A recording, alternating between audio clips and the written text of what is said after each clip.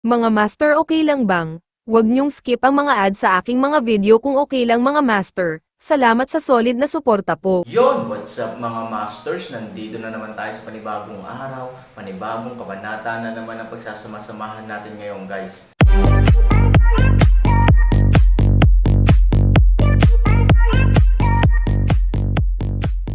Bali mga masters, kung bago ka pa lang po sa aking YouTube channel, please click the subscribe button, lalong-lalo na po yung notification bell guys, para maging connected pa rin tayo sa isa't isa at maging updated kayo sa mga susunod ko pang video.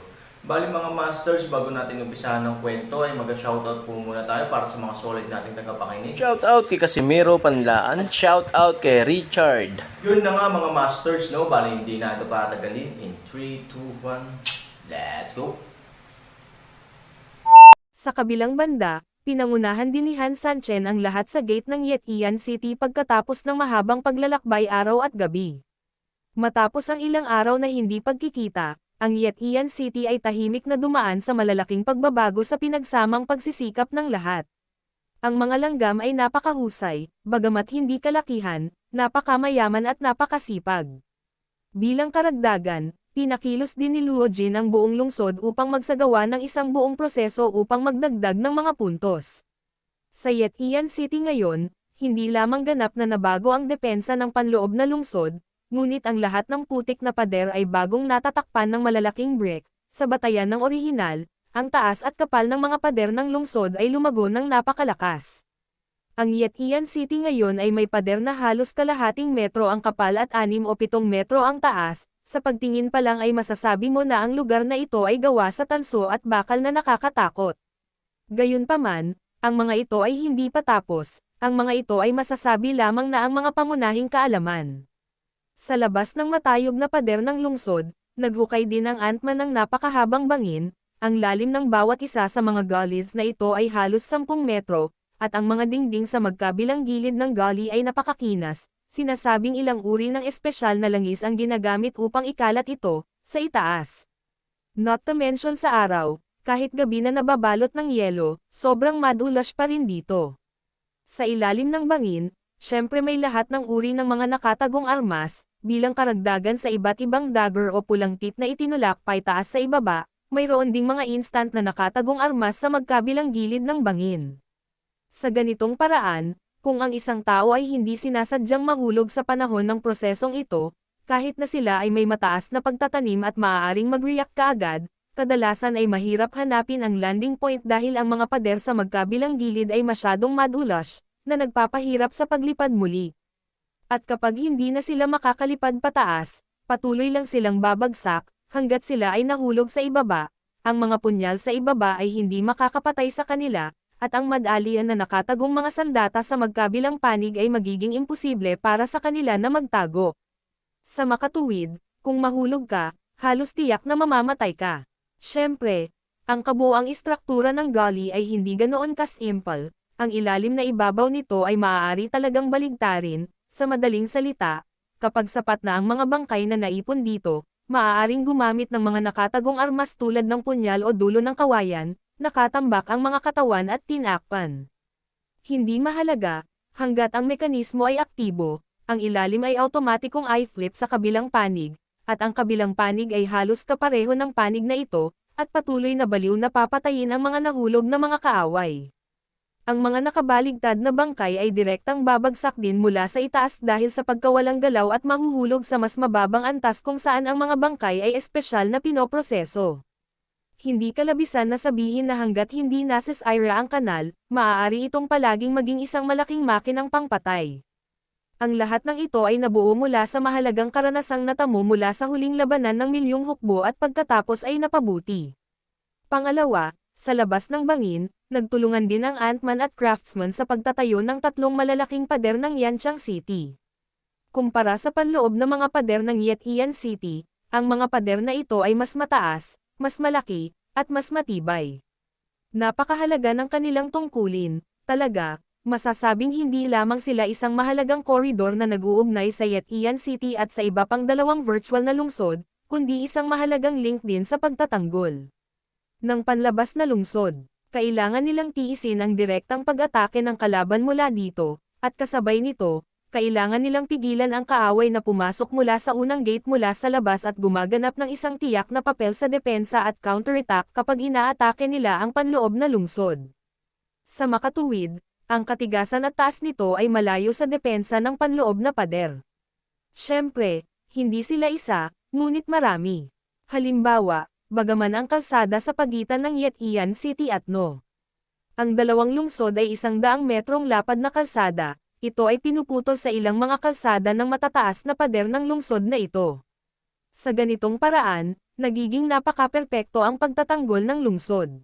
Sa huli ay magtatagpo sila sa pangunahing kalsada sa gitna, gayunpaman, upang sumanib dito, dapat silang magpatuloy na pumasok sa mas malalim na mga pasilyo sa proseso.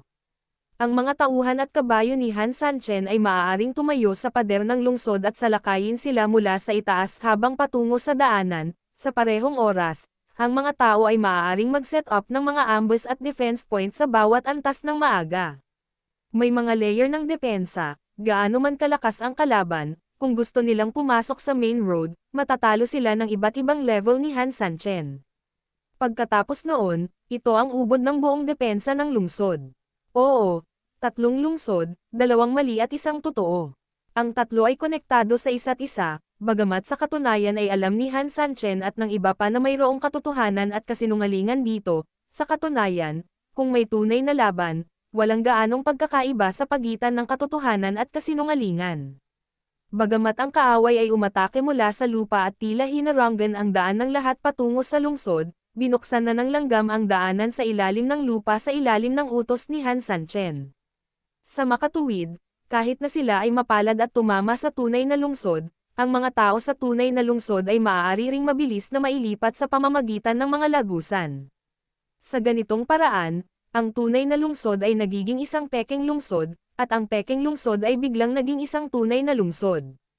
Abnormal talaga ang ganitong gameplay. Dahil hanggat may lakas ka pang ipagtanggol at kayang tiisin ang oras para lumikas ang mga tao sa lungsod, pagkatapos ay maaaring magpatuloy ang larong ito. Maaaring ilang beses lumaban ang kalaban, ngunit maaaring walang laman ang lahat. Natatakot ako na ang sino man ay makaranas ng mental breakdown sa ilalim ng ganitong uri ng pagkonsumo. Siyempre, may isa pang paraan, iyon ay, ang kalaban ay sapat na malakas at mayroong sapat na mga tao upang makuha ang 3 lungsod sa isang go. Sa ganitong paraan, ang 3 lungsod ay magiging napaka-passive. Ngunit ito ay nakalimutan na may isa pang lungsod sa ilalim ng lupa ng Yetian lungsod. Ang tuktok ay talagang nakablock, ngunit maaari pa rin silang ganap na kumapit sa underground na lungsod. Bagaman ang lungsod sa ilalim ng lupa ay walang parehong matataas at makapal na pader tulad ng nasa itaas, ang mga koridor sa loob ay mas komplikado, nang walang gabay ng isang mapa, madaling mawala dito, o pumunta sa ilang nakatagong balon. Ang pinaka hindi komportable na bagay ay ang lapad ng tunnel ay talagang hindi masyadong malawak, kung gusto ng mga tao na makapasok, imposibleng magsiksikan ng napakaraming tao. Bagamat maaari ring harapin ng mga taga-Yetian City ang problemang ito, nakaisip na ng solusyon si Ant-Man, na ang pagdami ng mga linya ng lagusan. Maraming tao ang maaaring pumili ng iba't ibang ruta upang makapasok dito, nakatumbas ng trapiko na inililihis. Kung gustong pumasok ng kalaban sa malawak na lugar, dapat silang gumamit ng diversion para makadagsa ang malaking bilang ng tropa sa unang pagkakataon, ngunit ang mga taong ito ay hindi alam kung saan ang pasukan sa bawat lagusan at kung paano pumunta pagkatapos makapasok. Sa makatuwid, kung gusto nilang gayahin ang pamamaraang ito ay karaniwang isang panaginip lamang. Ito ang nakakatakot kay Han Sanchen. Siyempre, ang kasalukuyang layout ng Yetian City ay hindi lamang dahil sa Han Sanchen, kundi pati na rin sa mga matatalinong tao tulad ng Ant-Man at Luo Yinger.